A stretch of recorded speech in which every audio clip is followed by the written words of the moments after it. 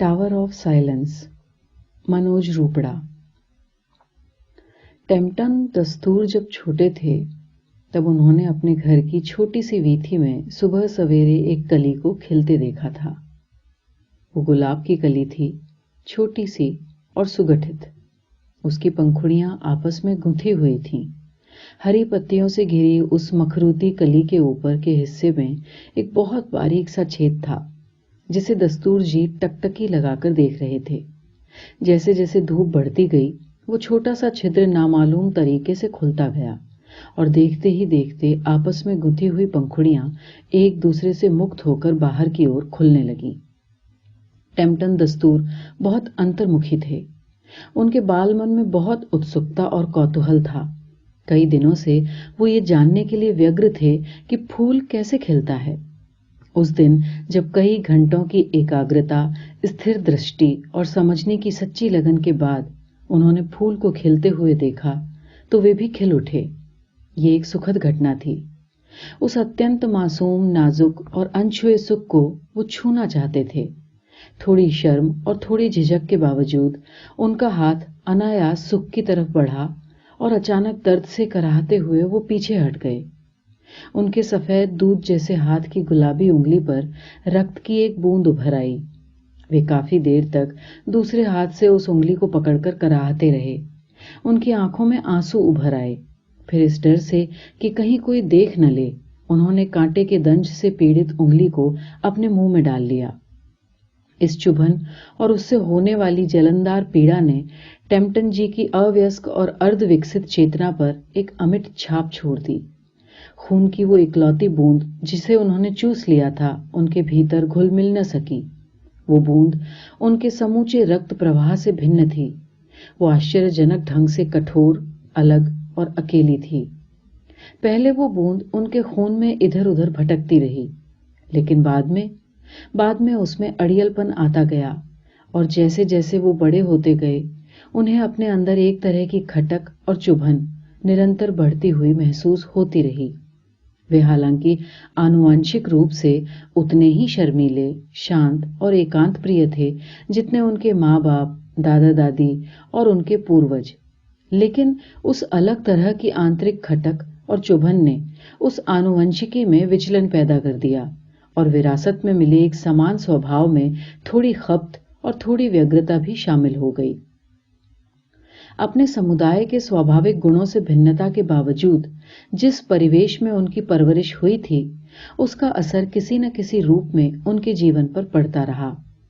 धोबी तालाब, marine lines, संतूक जी लेन, नवरोज डाबर लेन, सोहराब जी संतूक लेन, दादी अग्यारी लेन, कावश जी हरमुश जी street, engineer house, दस्तूर हाउस, दादी संतूक हाउस और आसपास फैली सैकड़ों 4 मंजिली पत्थर की पुरानी इमारतों से घिरा आतश बहराम, पारसियों का पूजा स्थल।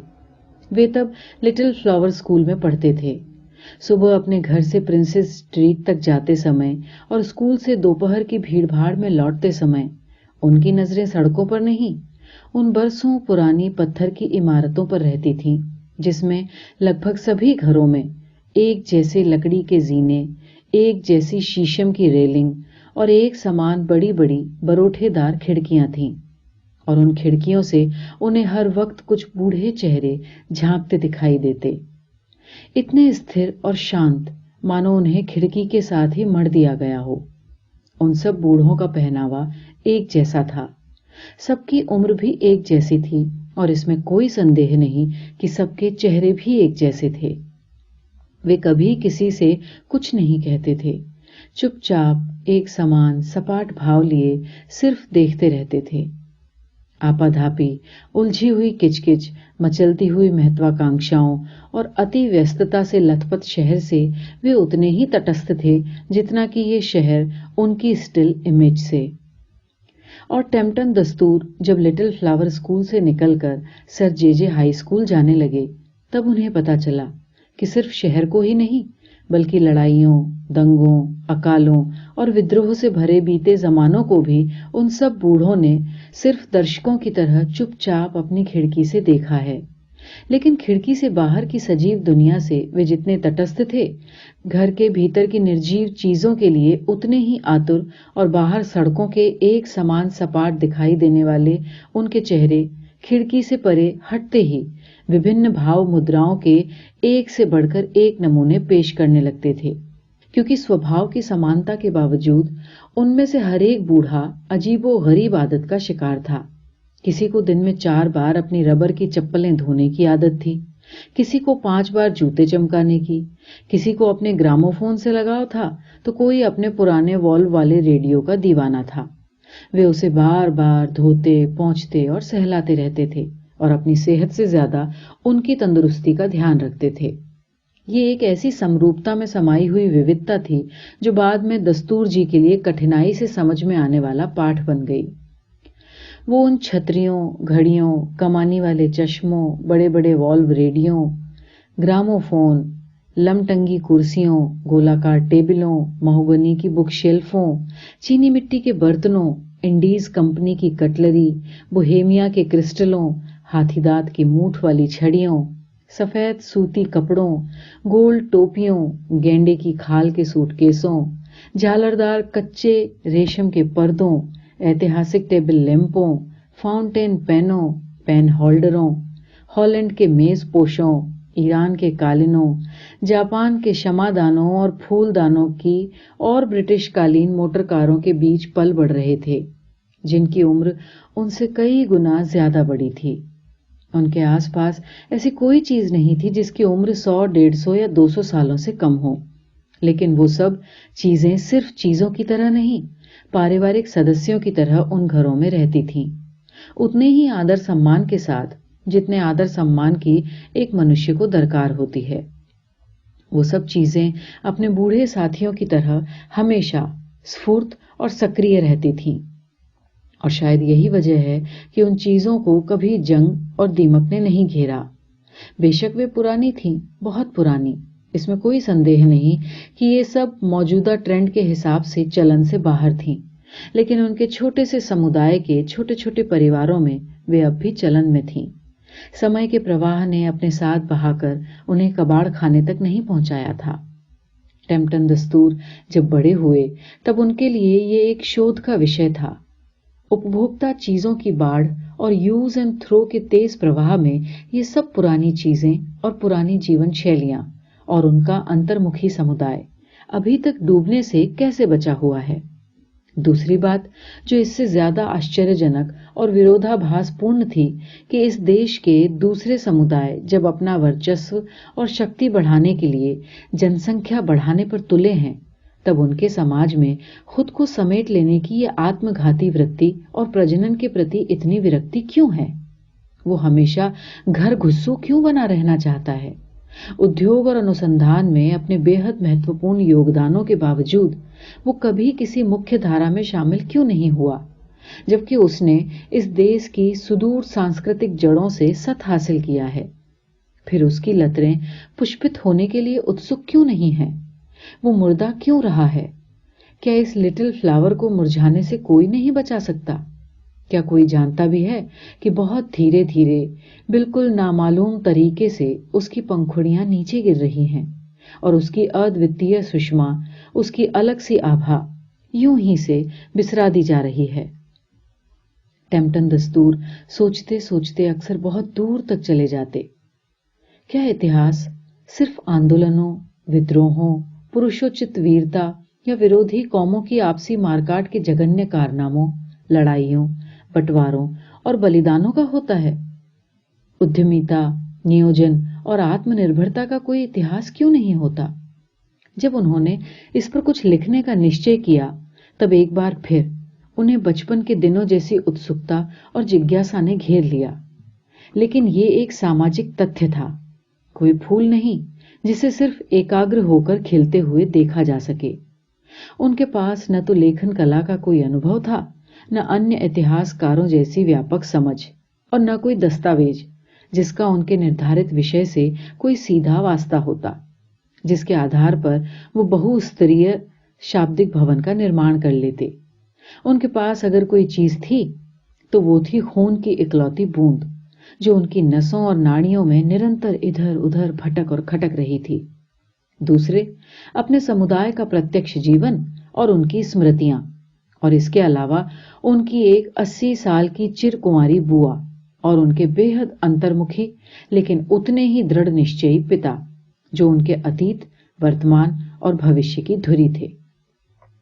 इतनी सीमित जानकारियों के बावजूद दस्तूर जी अपने समुदाय को उतने ही गौर से देखने लगे जितने गौर से वो उस कली को देखा करते थे। लेकिन अब मामला वनस्पति का नहीं, मनुष्य का था। उन्हें पता भी नहीं चला कि कब बढ़ती हुई एकाग्रता ने उन्हें संज्ञान के दायरे में घसीट लिया। वे 11 लेन की बाबा आदम के जमाने की किताब की बड़ी बड़ी दुकानों में घंटों पुरानी किताबों को उलटते पुलटते, रात रात भर जाग कर उन्हें पढ़ते और हर रात किसी न किसी कारवां के हमसफर बनते जाते। कुछ विस्थापित और जड़ से उखाड़े गए समुदायों के देशाटन, पर्वतों, दर्रों, नदियों और समंदरों को पार कर अनजानी जगहों और नई भौतिक परिस्थिति में उनके संघर्ष और दो भिन्न संस्कृतियों के टकराव या मेल जोल से उपजी हुई एक दूसरे से उलझी अनेक सामाजिक संरचनाएं, जिन्हें समझने के लिए वे अनेक धारणाओं, प्रचलित मतों को लांघते, कई वादों से टकराते, कभी सार्त्र के अस्तित्ववाद तो कभी लाइबनीज के अनिश्चितता के सिद्धांत, कभी कांट की कॉस्मोलॉजी तो कभी फूको और देरिदा की संरचना और उत्तर संरचनावादी लहरों में थपेड़े खाते हुए कार्य कारण के सर्वाधिक चर्चित सिद्धांतकार मार्क्स तक पहुंच गए। लेकिन अपने मूलभूत स्वभाव, जिसमें कोई द्वंद्वात्मकता नहीं थी और दलीलों और तर्कों से दूर हटकर केवल इंतजार करने की अपनी आदत के कारण वे किसी निष्कर्ष तक नहीं पहुंच पाए। और तब उन्होंने उन कारणों को समझने में समय दिया। सिर्फ कारणों को ही नहीं, उनके समय को भी समय दिया, उतना ही समय जितना उनके पुरखों ने अपने कार्यों के नियोजन में दिया था। और 30 साल लंबे इस पीरियड ने उनकी उम्र के उस हिस्से को निगल लिया जो आदमी को दुनियादारी सिखाता है और उसे अपना जीवन साथी और करियर चुनने का अवसर प्रदान करता है। ऐसे अवसर टेम्पटन दस्तूर की जिंदगी में कब आए और कब चले गए, उन्हें बिल्कुल पता नहीं चला। और अब वे हर तरह की दुनियादारी से बेनियाज हैं और किसी भी तरह के करियर के बगैर अपनी तमाम नैसर्गिक अनुभूतियों को स्थगित करते हुए वे उम्र की 46वीं पायदान पर पहुंच गए हैं, जहां से पीछे पलटकर देखने पर उन्हें सुदूर शाम की याद आती है, जब उनके पिता उन्हें आग से परिचित करवाने के लिए संजान ले गए थे। तब वे सिर्फ 16 साल के थे और उनके पिता रोमिंगटन दस्तूर उन्हें बता रहे थे कि जब वे 16 साल के हुए तब उनके पिता भी उन्हें जीवन का सबसे महत्वपूर्ण सबक देने के लिए संजान लेकर आए थे। ये वो प्राचीनतम आग थी जिसे 1300 साल पहले 16 अश्वणों अर्थात पुरोहितों ने जरथुष्ट क्रिया कर्मों के द्वारा खास निरंगे आह्वान अमल में लाकर आसमान में कड़कड़ करती बिजली के आतश को जमीन के एक हिंदोरे यानी ये गोलाकार पत्थर जिस पर अग्नि का पात्र रखा जाता है, उस पर सजाई गई चंदन की लकड़ियों की तरफ आकर्षित कर प्रज्वलित किया था। और तब से आज तक वो कभी भी बुझी नहीं है। और यही वो आग थी जिसकी रोशनी में उनके पूर्वजों ने निवेश के लिए नए नए रास्ते खोजे, जिसके ताप में उन्होंने अपनी संकल्प शक्ति को तपाकर अनेक उद्यमों में ढाला। उन तपस्वियों की आत्मा भले ही धार्मिक और प्राचीनतम तत्वों से बनी थी, लेकिन नए उद्यमों में ढलकर उन्होंने नई परिस्थितियों के अनुकूल तकनीकों का इजाद किया। गुणवत्ता पर खरे उतरने वाले उनके उत्पादों में कहीं कोई मिलावट नहीं थी और उनके बही खातों में कभी काली पूंजी के नाग इधर उधर रेंगते नजर नहीं आते, क्योंकि उनके सारे यांत्रिक और व्यावसायिक कार्यकलाप उनकी धार्मिक आस्थाओं के साथ बहुत मजबूती से गुंथे हुए थे। मुंबई से संजान, संजान से उदवाड़ा और उदवाड़ा से नौसारी तक की यात्रा हालांकि एक धार्मिक यात्रा थी, लेकिन टेम्पटन दस्तूर के लिए वो एक शैक्षणिक यात्रा बन गई। हमेशा चुप रहने वाले उनके पिता इस चलती फिरती क्लास में लेक्चरर की भूमिका निभाते रहे थे। वे सारी बातें संजान के समुद्री किनारे से सुदूर ईरान तक फैली थीं, जहां से उनके पूर्वज 1300 साल पहले विस्थापित होकर यहां आए थे। सबसे पहले उन्हें संजान के पाव महल में ले जाया गया।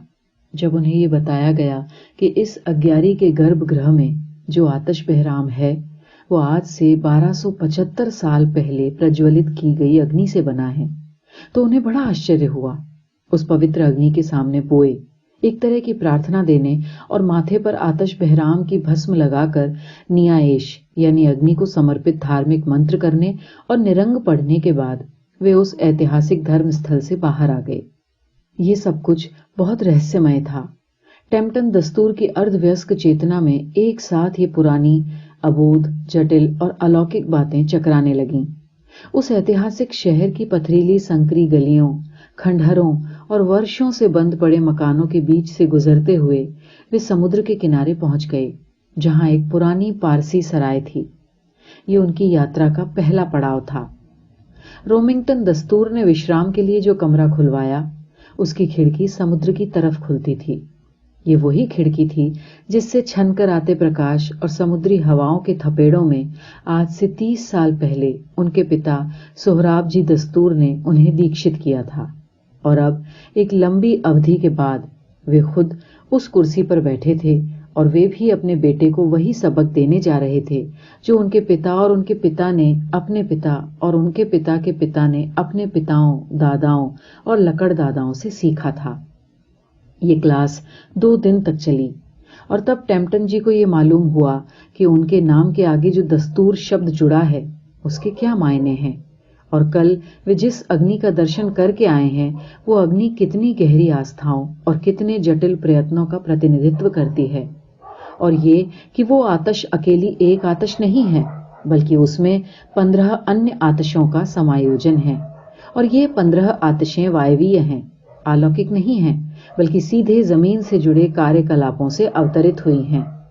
ये अलग अलग आतिशें हमारे रोजगार का प्रतिनिधित्व करती हैं, जिसमें लाश जलाने वाले डोम से लेकर कुम्हार, नाई, रंगरेज, कीमियागार, मूर्तिकार, लोहार, चरवाहे, बढ़ई, लकड़हारे, नानबाई, लश्कर के योद्धा, शस्त्र बनाने वाले कारीगर, दस्तकार और काश्तकार सब आ जाते हैं।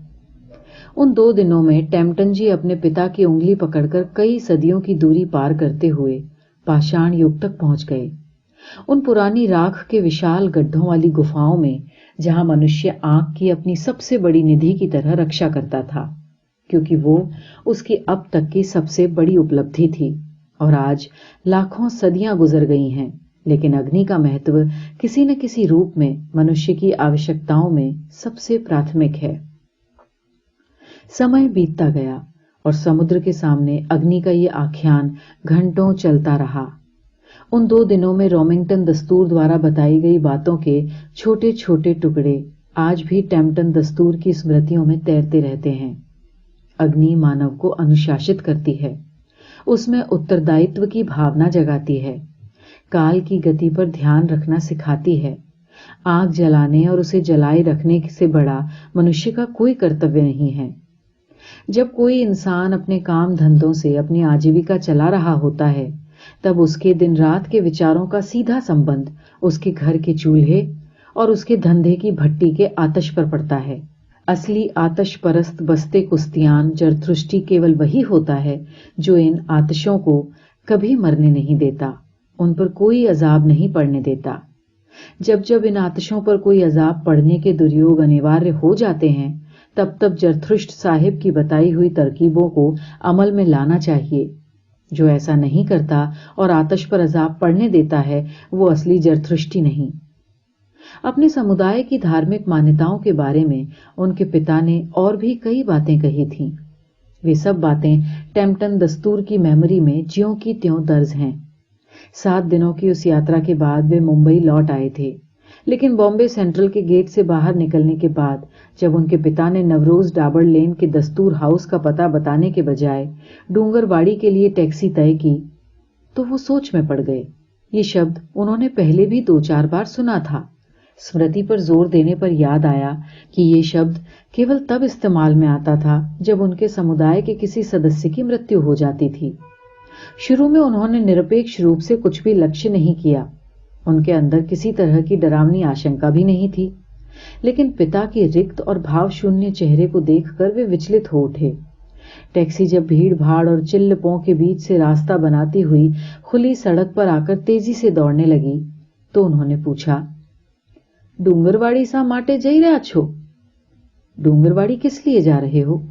पिता ने तुरंत कोई जवाब नहीं दिया। पसीने से नम उनके सफेद चेहरे पर भूरी लटें फरफरा रही थीं। फिर उनके कोमल चेहरे पर एक लंबी लकीर उभरी, ऐसी लकीर जो केवल तब उभरती है जब कोई दुख में मुस्कुराता है। एक ऐसी मुस्कुराहट जिसमें पीड़ा और सांत्वना दोनों एक साथ प्रकट होती है। कुछ देर बाद उन्होंने अपने बच्चे को बड़ी हलीमी से अपने करीब खींच लिया। तने बिक लागे छे? तुम्हें डर लग रहा है? टेम्पटन दस्तूर हल्के से सहमे। फिर उन्होंने हड़बड़ी में सिर हिलाया, जिसका मतलब था नहीं। फिर पिता ने अपने बच्चे के कंधे को कस लिया।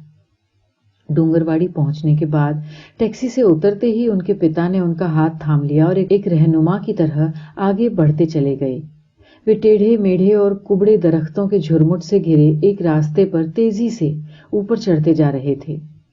डूंगरवाड़ी की सुनसान दोपहर की उष्ण और बेहद श्लथ नीरवता में कहीं दूर से कौओं की कांव कांव और चीलों की लंबी चिल्लाहट सुनाई दे रही थी।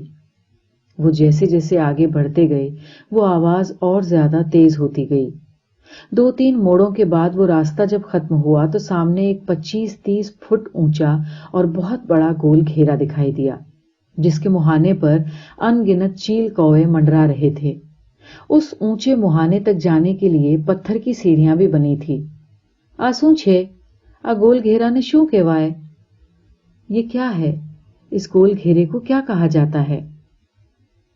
Tower of silence. उनके पिता उन्हें फिर समझाने लगे। पारसियों भाषा मां तने डखमू केवाए। पारसियों की भाषा में इसे डखमू कहा जाता है। वे असमंजस की स्थिति में पिता के चेहरे को निहारते रहे। आनी अंदर शू छे?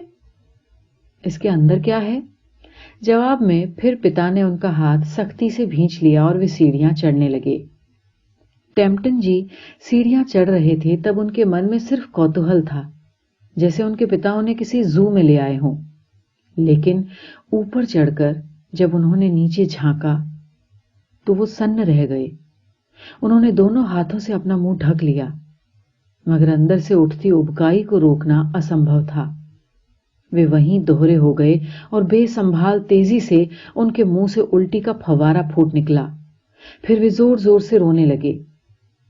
उनके पिता ने जब उन्हें छूना चाहा तो उन्होंने उनके हाथ को झटक दिया और उसी तरह सिसकते हुए सीढ़ियां उतरने लगे। एक सुखद और ज्ञानवर्धक यात्रा का अंतिम पड़ाव इतना भयानक होगा, उन्होंने बिल्कुल नहीं सोचा था। वे कुछ दूर जाकर पत्थर की एक बेंच पर बैठ गए। काफी देर तक वे यूं ही पत्तियों की सरसराहट और कौओं की कांव कांव सुनते रहे। एक लंबे मौन और जड़ता के बाद आखिर पिता का हाथ उठा और बेटे को अपनी पीठ पर एक सांत्वनादायी स्पर्श महसूस हुआ। इस स्पर्श ने सारी कटुताओं और विरक्ति को परे हटाकर बेटे का सिर बाप की गोद में डाल दिया। अब बाप के दोनों हाथों की 10 उंगलियां बेटे के मस्तिष्क की उलझी हुई गुत्थियों को सुलझा रही थी। આપણું છેલ્લું મુકામ છે। જીવનની દરેક મુસાફરીનું છેવાડું। જીવનના કોઈ પણ રસ્તામાંથી પ્રસાર થતા વખતે આપણે નો ભૂલવું જોઈએ કે છેલ્લી તકે બધું અહીં આ જ મૂકી જવું પડે છે। हमारा ये आखिरी मुकाम है। जीवन की हर एक यात्रा का अंत। जीवन के किसी भी रास्ते से गुजरते समय हमें नहीं भूलना चाहिए कि आखिरकार सब कुछ यहीं छोड़कर हमें जाना पड़ता है। कुछ ही देर में बेटे की उखड़ी हुई सांसें सम पर आ गईं। दिमाग में चल रही उथल पुथल धीरे धीरे शांत होने लगी और कौओं की कांव कांव के बावजूद उन्हें अपने पिता का मंद स्वर बिल्कुल साफ सुनाई दे रहा था। जुदा जुदा धर्मों में अंतिम संस्कारना जुदा जुदा रिवाजों छे। आपणा धर्मनो पायो चेरिटी ऊपर राखलो छे, एटले आपणा बुजुर्ग एवी फरमान मूकी गया छे कि मळधाने दाटी बारीने नासी नाखवा करता तेने काग डाव गिद्ध डावने सोंपी दो। तेथी तेनु पेट उरे तेने शांति पड़े। यानी अलग अलग धर्मों में अंतिम संस्कार के अलग अलग रिवाज हैं। अपने धर्म की नींव चैरिटी के ऊपर रखी गई है। इसलिए हमारे बुजुर्गों ने फरमाया है कि मुर्दों को दफला जलाकर नष्ट कर देने के बजाय उन्हें चील कौओं को सौंप दो। इससे उनके पेट तृप्त होते हैं, उन्हें शांति मिलती है। पिता की गोद में सिर डाले वो सब कुछ सुनते रहे। ये उनके तरुणाई के दिन थे, जब किसी भी किशोर को सिर्फ खुशनुमा माहौल, सिर्फ खेल तमाशे और सिर्फ रसीली और चटपटी चीजें अच्छी लगती हैं, तब उन्हें गहनतर रंग, साफ खुली हवा में लहराती खुशबू, हल्की रुपहली सरगम और सलीकेदार और खूबसूरत लड़कियों की जरूरत होती है। रंग बिरंगी पोशाकों और जलवेदार अदाओं के उत्साह से उफनती ये उम्र अपनी दिलकश घबराहटों, मुलायम शगुफ्ता और रूहानी जज्बातों और जमीन से 50 मीटर ऊपर उड़ते ख्यालातों से अपनी स्वप्निल दुनिया रचती है, जिसका वास्तविक दुनिया और उसके नियम कायदों से कोई संबंध नहीं होता। लेकिन टेम्पटन दस्तूर उन अभागों में से थे जिन्हें किसी मौलवी, पुजारी, पादरी या दस्तूर यानी प्रीस्ट के घर में जन्म लेना पड़ता है। और जैसे आम परिवारों में दुर्भाग्यवश कोई बच्चा जन्म से ही अंधा, गूंगा, बहरा होता है, ठीक वैसे ही इन धार्मिक घरों में पैदा होने वाले ये बच्चे जन्म से ही आज्ञाकारी होते हैं। उस दिन डूंगरवाड़ी में जीवन के अंतिम पड़ाव को देखने के बाद वो लौट रहे थे, तब अपनी कमर से बंधी कुश्ती की डोर के एक सिरे को अपनी तर्जनी में बार बार लपेटते और खोलते हुए वो बहुत गहरी सोच में डूब गए थे। उन्हें डर था कि इस धार्मिक यात्रा और पिता द्वारा दिए जा रहे उपदेशों का असली उद्देश्य उन्हें दस्तूर बनाना और धार्मिक कामकाज के लिए दीक्षित करना तो नहीं है। वे मन ही मन इस स्थिति से निपटने की तैयारी करने लगे। उन्हें बिल्कुल पता नहीं था कि ये सब सोचते हुए उनका सिर खुद ब खुद इनकार में हिल रहा था और उनके पिता बहुत स्पष्ट रूप से उस छुपे हुए अव्यक्त इनकार को देख रहे थे। दूसरे दिन वे उन्हें अपनी बड़ी बहन यानी हक्कू फई बुआ के भरोसे छोड़कर नागपुर चले गए। जाते समय उन्होंने कोई उपदेश नहीं दिया। उनके चेहरे से बिल्कुल ये जाहिर नहीं हो रहा था कि वो हमेशा के लिए इस शहर और इस घर को छोड़कर जा रहे हैं। वो भट्टी, चिमनी और बॉयलर के विशेषज्ञ थे। इम्प्रेस मिल की भट्टियां उन्हें बुला रही थीं और वे अग्नि के किसी भी बुलावे को टालते नहीं थे। अब उस बात को 30 साल हो गए। पिता ने उन्हें जो आजादी दी थी और अपनी राह खुद चुनने का जो अधिकार दिया था, उसके लिए वे उनके बहुत आभारी थे। शायद यही वजह थी कि उन्होंने कुछ और बनने के बजाय इतिहासकार बनने का निश्चय किया और किसी अन्य ऐतिहासिक घटना के बजाय वे लगातार आग की तरफ बढ़ते गए। जैव पारिस्थितिकी और आग, ऊर्जा और बदलती हुई टेक्नोलॉजी, बस इन्हीं चीजों के बारे में वो सोचते थे। इसके अलावा कभी कुछ नहीं सोचते थे। उनकी बुआ हक्कू फई ने कई बार उन्हें दूसरी चीजों की तरफ मोड़ने की कोशिश की, लेकिन उनकी कोशिशें दमदार होने के बावजूद विफल हो जाती थीं, क्योंकि उन कोशिशों में फोर्स तो बहुत होता था, लेकिन कोई दिशा नहीं होती थी, क्योंकि वे खुद नहीं जानती थीं कि गलत क्या है और सही क्या है। अच्छे और बुरे का फर्क भी कभी कभी उनके लिए सिफर हो जाता था, क्योंकि जैसा कि सब जानते हैं वो एक गैली केस थी। यही विशेषण मुकादम बंधुओं की ईजाद है, जिनके बारे में ये माना जाता है कि वे खुद भी एक गैली केस हैं। आज भी उनकी जिंदगी का सिंहावलोकन करते समय टेम्पटन दस्तूर को ये बात समझ में नहीं आती थी कि उनके पिता ने उनकी देखभाल के लिए उन्हें हक्कू फई के हवाले किया था, या हक्कू फई, जो निश्चित रूप से किसी दूसरे ग्रह की प्राणी थी, की देखभाल उनके जिम्मे छोड़कर गए थे। उम्र के 20वें साल में जब उन्हें हर चीज के बारे में थोड़ी थोड़ी समझ आ गई थी, उन्होंने ये साफ देख लिया था कि दुनिया की कोई भी तहजीब हक्कू फई का इलाज नहीं कर सकती। वे जिंदगी की आखिरी सांस तक वैसी ही रहेंगी जैसी हैं। उनकी विस्फोटक हंसी हमेशा कबूतरों को डराती रहेंगी। तड़पा तड़पा कर प्यार करने की उनकी आदत और अपने उद्यत चुंबनों से वो किसी को भी वश में कर लेने की उनकी क्षमता हमेशा बरकरार रहेगी।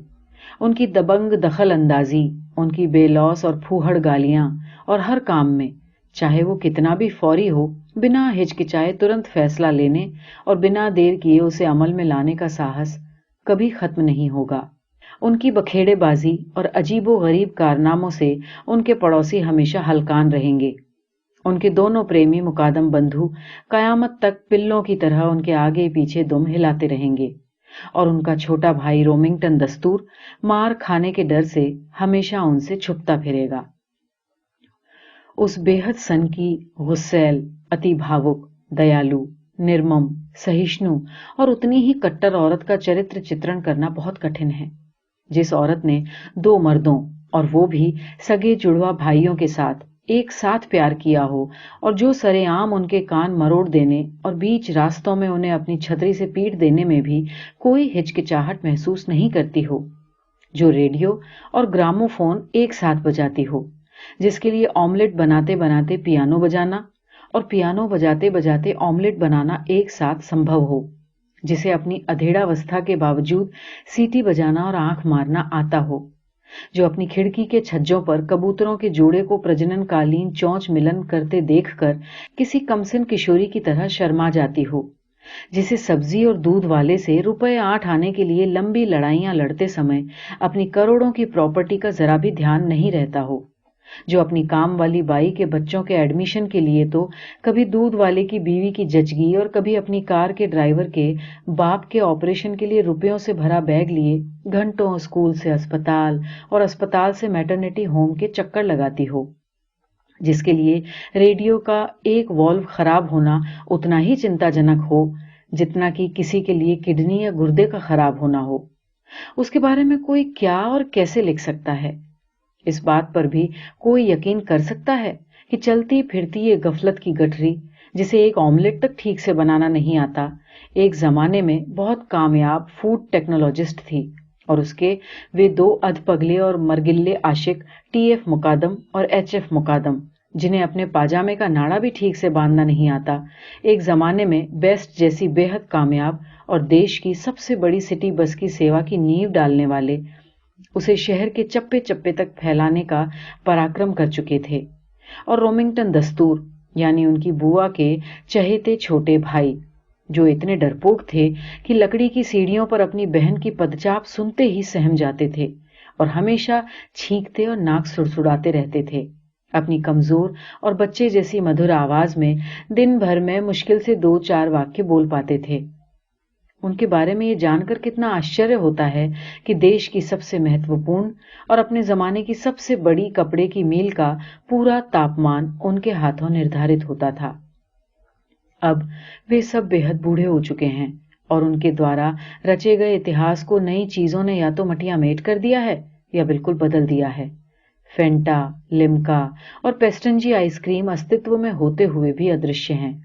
बेस्ट को सरकार के हवाले कर दिया गया है और इम्प्रेस मिल एक प्राचीन मकबरे में बदल गई है, जिसके घास फूस भरे ध्वंसावशेषों के बीच बंद पड़ चुके स्टाफ क्वार्टर में आज भी रोमिंगटन दस्तूर अकेले रहते हैं। उनकी बूढ़ी जर्जर काया पावर लूमों की कब्रों के आसपास किसी मुजाविर की तरह मंडराती हैं। टेम्पटन जी को जब ये मालूम पड़ा कि मिल को बंद हुए 6 महीने हो गए हैं तो वे चिंतित हो उठे। उनके पिता ने न तो मिल बंद होने की कोई जानकारी दी थी, न अपने बारे में कोई संदेश कि वे अब क्या कर रहे हैं और आगे उनका क्या विचार है। कई बार कोशिश करने के बाद भी जब उनसे संपर्क नहीं हो पाया तो टेम्पटन जी सीधे नागपुर चले आए। इम्प्रेस मिल के 100 साल पुराने स्टाफ क्वार्टर के अहाते का गेट, जो हमेशा भव्य बेगुनिया की लतरों से सुसज्जित रहता था, इस बार बिल्कुल वीरान था। बेगुनिया की अस्थियों का कंकाल गेट और बाउंड्री वॉल पर बिखरा पड़ा था और टेम्पटन जी का स्वागत इस बार सदाबहार गमलों और क्यारियों ने नहीं बल्कि उलझे हुए झाड़ झंखाड़ ने किया था। वे बहुत देर तक दोनों हाथों से उन आदमकद झाड़ियों से लड़ते रहे और जब क्वार्टर नंबर 6 तक पहुंचे तो बहुत मुश्किल से अपने पिता के घर को पहचान पाए। घर का आंगन सूखी पत्तियों से अटा पड़ा था। झाड़ियां दरवाजों और खिड़कियों के रास्ते घर के अंदर तक घुस गई थीं और फर्श की दरारों में भी घास उगाई थी। सब कुछ धूल धूसरित और वीरान था, कहीं जीवन का कोई चिन्ह नहीं। टेम्पटन जी डरते डरते घर के अंदर घुसे। उन्होंने चारों कमरे छान मारे, यहां तक कि टॉयलेट, बाथरूम और रसोई में भी झांक आए, पर कहीं कोई नजर नहीं आया। तब वे फिर आहते में निकल आए और झाड़ियों को हाथों से हटाते और पांव से फलांगते हुए दूसरे क्वार्टर की तरफ बढ़े। अधिकांश घर बंद पड़े थे। सिर्फ एक घर के आंगन के 2 पेड़ों के बीच बंधी रस्सी में उन्हें कुछ कपड़े सूखते दिखाई दिए। वो आंगन बिल्कुल साफ सुथरा था। खिड़की, दरवाजे, पर्दे सब ठीक ठाक थे। टेम्पटन दस्तूर ने राहत की सांस ली और सीधे घर के दरवाजे तक पहुंच गए। उन्होंने दरवाजे की कुंडी को धीरे से ठकठकाया। भीतर से कोई आवाज नहीं आई। फिर दूसरी बार जब उन्होंने थोड़ा जोर से कुंडी खटकाई, इस बार अंदर से एक स्त्री की आवाज सुनाई दी। कौन छे? हूं रोमिंगटन नो डीकरो। कौन? रोमिंगटन नो डीकरो, टेम्पटन। हा हा आऊ छू। कुछ देर बाद दरवाजा खुला और एक सफेद छोटे छोटे बालों वाली बिल्कुल पतली दुबली और गोरी चिट्टी बुढ़िया उनके सामने थी। उसके एक हाथ में ऊन काटने की छोटी सी घिरनी और दूसरे हाथ में ऑस्ट्रेलियन ऊन का गोला था। कुछ देर वो अपनी संदिग्ध आंखों से टेम्पटन दस्तूर को परखती रही, फिर आश्वस्त होकर धीरे से मुस्कुराई। आओ बेटे आओ। टेम्पटन जी अंदर आ गए। केम छे थारी फई मां? मजामा छे? कैसी है तुम्हारी बुआ? मजे में है? पापा क्या छे? पापा कहाँ हैं? टेम्पटन जी ने उनके औपचारिक प्रश्न का जवाब दिए बगैर सीधा प्रश्न किया। बुढ़िया कुछ देर यूं ही देखती रही। उसके दोनों हाथों के बीच ऊन की पतली सी डोर कंपकपा रही थी। फिर उसने ऊन और घिरनी को टेबल पर रख दिया और धीरे से अपने दोनों हाथ टेम्पटन जी के कंधों पर रख दिए। तारो बाप गांडो गयो छे। तेरा बाप पागल हो गया है। टेम्पटन जी ने इस बात पर कोई आश्चर्य व्यक्त नहीं किया, क्योंकि अपने पिता के बारे में ऐसी बातें वो पहले भी हक्कू फई के मुंह से सुन चुके थे। फिर कुछ देर वो यूं ही बिना कुछ कहे खड़े रहे और कमरे में मौजूद छिटपुट चीजों को देखते रहे। कुछ ही देर में उन्हें यह अंदाजा हो गया कि यही बुढ़िया अब उनके पिता की देखभाल कर रही है। क्या छे पापा? कहाँ है पापा? मिलमा झासे बीजे क्या जाए? मिल में ही होंगे और कहाँ जाएंगे? मिलमा? इस बार टेम्पटन जी को थोड़ा आश्चर्य हुआ। मिल तो महीनों थी बंद पड़ेली छे। मिल तो महीनों से बंद पड़ी है। गंडाव ने शू भान पड़े? ए तो हजू टाइमस्टर ड्यूटी करे छे।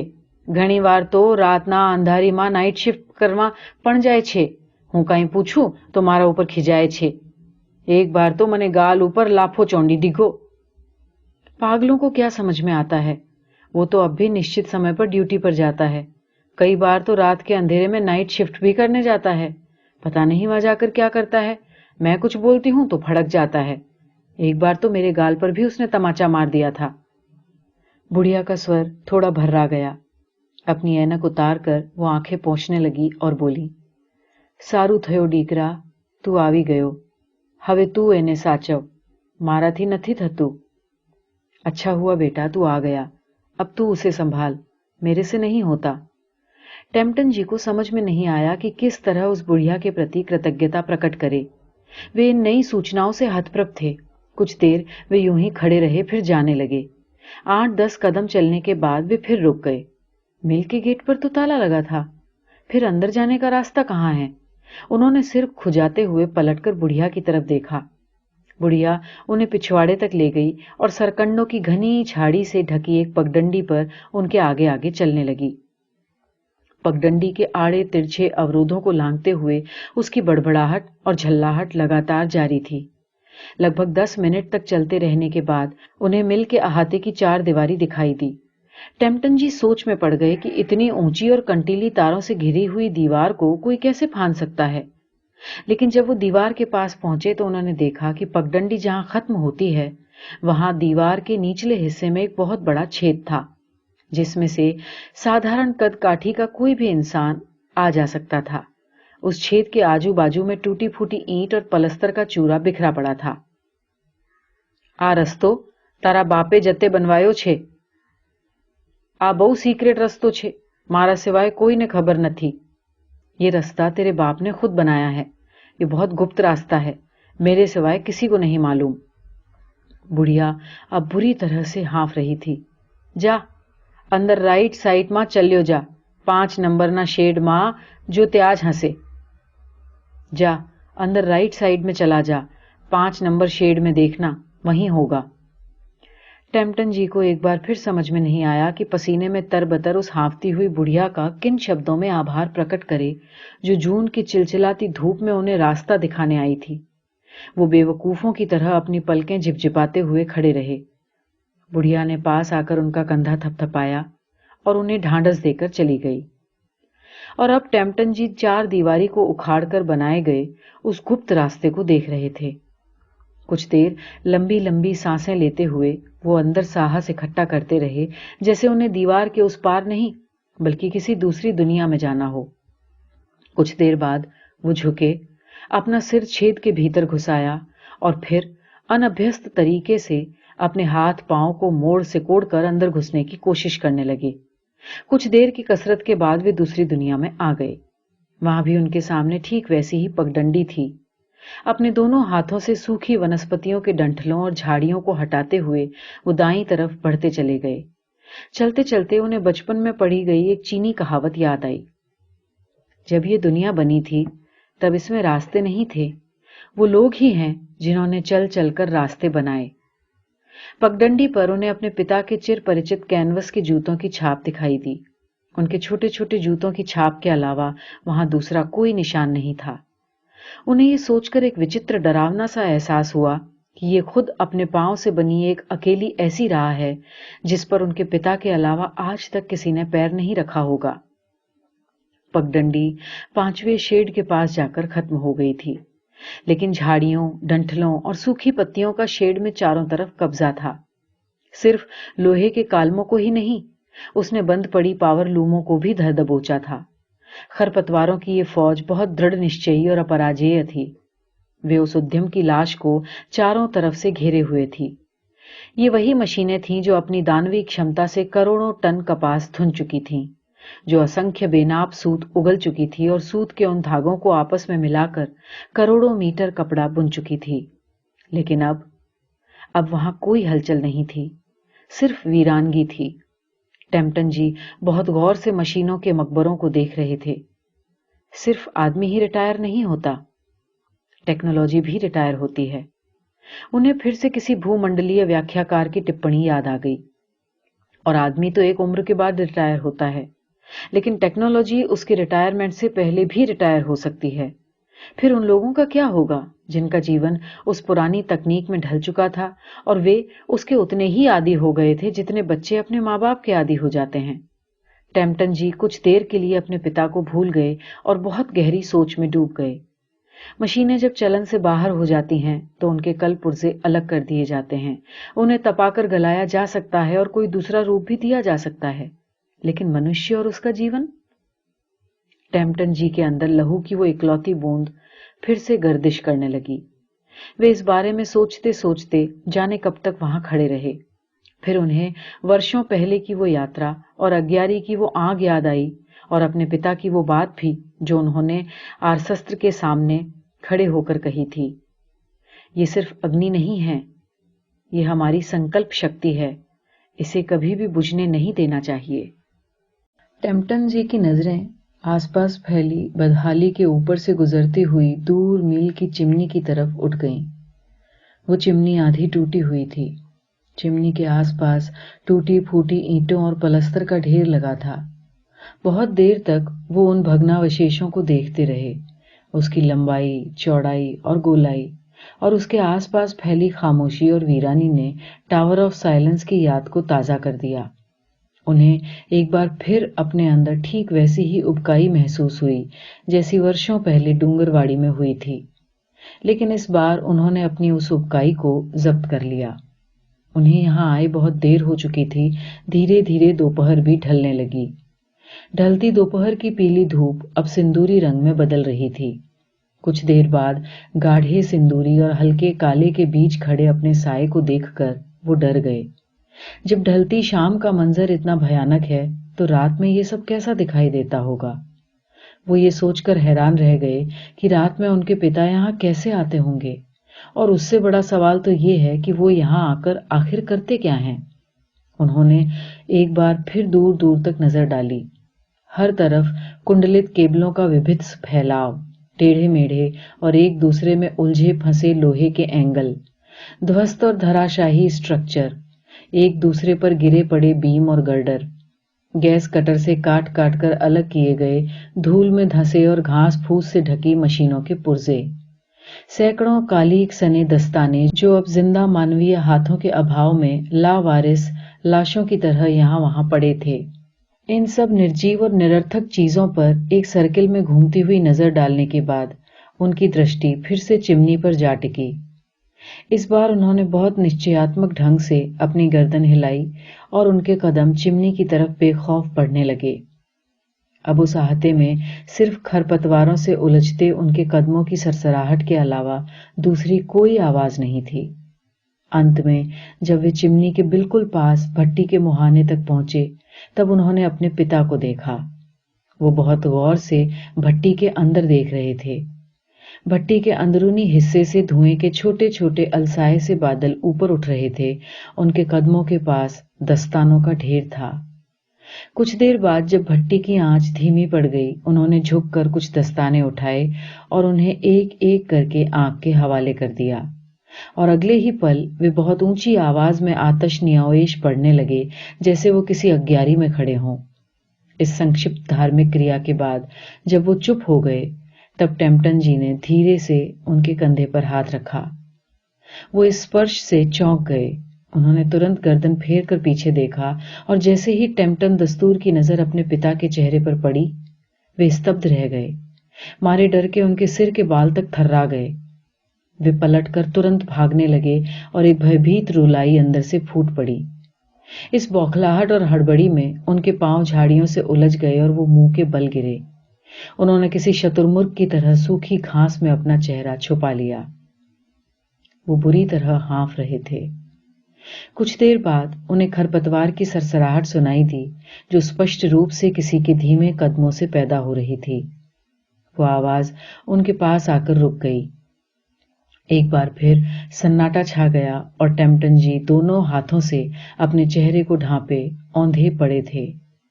एक बार फिर वो इस कल्पना से सिहर गए कि अभी कोई हाथ उनकी बांह या पीठ को छुएगा, अभी कोई पुकार सुनाई देगी, और एक बार फिर उन्हें उस चेहरे को देखना पड़ेगा, जिसे इतने वर्षों बाद इतने गमगीन बदलावों के साथ देखकर वो डर गए थे।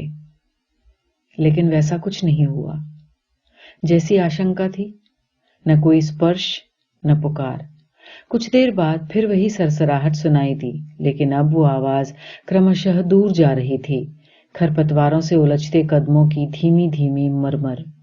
जब उन्होंने सिर उठाकर देखा, तो उन्हें पिता की कमजोर और लड़खड़ाती काया दिखाई दी। टेम्पटन जी झट से उठ खड़े हुए।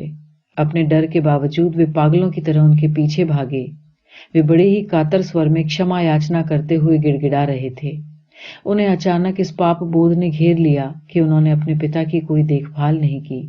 अगर समय रहते कोई पूछ परख की होती, तो हालात इतने न बिगड़ते। उन्हें अपने समुदाय के बारे में सोचने के साथ साथ अपने परिवार के बारे में भी कुछ सोचना चाहिए था। क्या अपने पिता के प्रति उनका कोई फर्ज नहीं बनता? क्या यही था उनके आजीवन तप का सिला कि उन्हें एक निर्जर खंडहर में प्रेत की तरह भटकने के लिए छोड़ दिया जाए? उन्होंने लपक कर अपने पिता के कालिख और राख से सने हाथों को पकड़ लिया और बिना उनकी तरफ देखे, बिना कुछ कहे, उन्होंने उनके बाएं हाथ को अपने कंधे पर रखा और उनकी कमर में अपनी बांह डालकर चलने लगे। वे अब भी रो रहे थे, पर अब उस रुलाई में भय नहीं, करुणा थी। अपने पिता के भचकते और लड़खड़ाते शरीर को संभालने के लिए जिस हुनर और अनुभव की जरूरत होती है, वो उनके पास नहीं था। जिन्होंने कभी किसी को सहारा न दिया हो, वे जब अचानक किसी को सहारा देने की कोशिश करते हैं तो खुद को लड़खड़ाने से बचा नहीं पाते। टेम्पटन जी अपने पिता की कमजोर काया को सहारा देते और खुद डगमगाते हुए जब वापस घर पहुंचे, तब तक अंधेरा छा गया था। उन्होंने बत्ती जलाई और कुछ देर तक यूं ही खड़े रहे। फिर पलटकर पिता की तरफ देखा। वे एक लमटंगी कुर्सी पर अधलेटे पड़े थे। उनकी आंखें बंद थीं और सांस बहुत तेजी से चल रही थी। टेम्पटन जी ने उनका हाथ सहलाया और उनकी कमजोर सूखी हुई उंगलियों को अपनी हथेलियों में दबोच लिया। वे अनिश्चय, अवसाद और असमंजस के बीच काफी देर तक विचलित से खड़े रहे। फिर उनके मन में एक विचार आया और उन्होंने कुछ ऐसे अंदाज में सिर हिलाया जैसे वो खुद अपने विचार के प्रति सहमति प्रकट कर रहे हों। पापा। इस बार उन्हें अपनी आवाज में वो खनक सुनाई दी जो एक वयस्क की आवाज में होती है। अभी तक आपने जो कुछ किया है वो कम नहीं है। अब यहां करने के लिए कुछ नहीं बचा है। रोमिंगटन दस्तूर ने आंखें ऊपर उठाकर अपने बेटे की तरफ देखा और कुछ देर तक अपलक उसे देखते रहे। पापा। टेम्पटन दस्तूर उनके पांव के पास घुटनों के बल बैठ गए। अब जिद छोड़िए, वापस लौट आइए। नहीं। रोमिंगटन दस्तूर की आवाज अपेक्षाकृत कड़ी थी। लेकिन आप यहां क्यों रहना चाहते हैं? क्या बचा है अब यहां? आग। आग? टेम्पटन जी चौंक गए। हां, उनके पिता के स्वर में अब भी वही सहजता थी जो मानसिक रूप से स्वस्थ और सुलझे हुए आदमी में होती है। मैं उस भट्टी को बुझने नहीं दूंगा। वे कुछ देर तक पिता का चेहरा देखते रहे। एक बात जो बिल्कुल साफ समझ में आ रही थी वो ये थी कि जिस आग की वो बात कर रहे थे वो आग कुछ ऐसी वैसी आग नहीं थी जो यूं ही लग जाती है और यूं ही बुझ जाती है।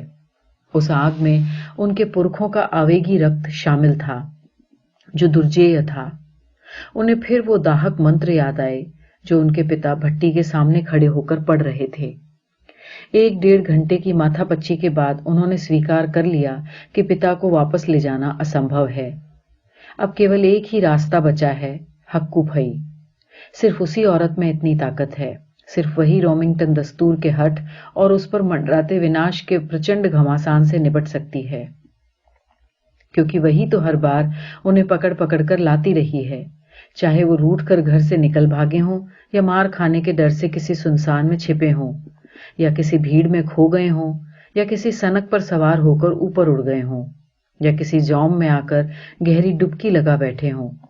हर बार लंबे लंबे हाथों वाली उनकी ये हडीली बहन कहीं न कहीं से उन्हें दबोच लेती और वापस घसीट लाती थी। उन्हें याद आया हक्कू भई के साहस, उनकी सनक और उनकी जघन्य कार्रवाइयों के कैसे कैसे किस्से उनके मोहल्ले में प्रचलित थे। उस फुर्तीली, छरहरी और बेहद घातक बिल्ली ने बचपन से ही उस मोहल्ले में आतंक फैलाना शुरू कर दिया था। जब वो 13 साल की थीं, तब उनकी नानी ने लंदन से उनके लिए एक फोल्डिंग साइकिल भेजी थी। लेकिन हक्कू फई के लिए वो साइकिल सिर्फ साइकिल नहीं, टैंक था, जिस पर सवार होकर वो दुश्मनों के अड्डों पर दंदनाते हुए धावा बोलने के लिए निकल पड़ती थीं।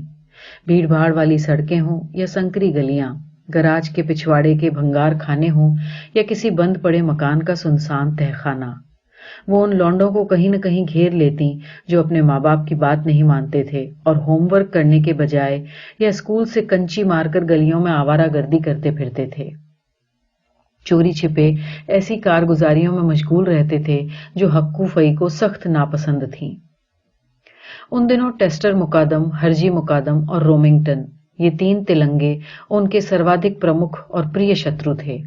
आज तक उन तीनों में से कोई हक्कू फई के नाम की उस खौफनाक मुसीबत से निपट नहीं पाया था जो उन्हें बचपन में इच्छानुसार बाहर आने जाने की अनुमति नहीं देती थी, जो उनके हर गुप्त खेल को बेनकाब करने में माहिर थी, जो किशोरावस्था में चुपचाप खेले जाते हैं।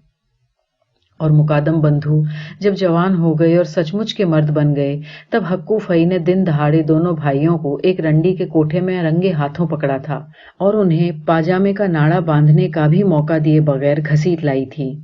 फिर कॉलर पकड़कर दोनों को अपनी आंखों की ऊंचाई तक उठाया और इसी प्रकार कॉलर से पकड़े पकड़े वे उन्हें बीच गली से उठाए हुए सड़क पर लाईं और अपनी कार के पास पहुंचकर ही उन्हें 2 पैरों पर खड़ा होने का मौका दिया।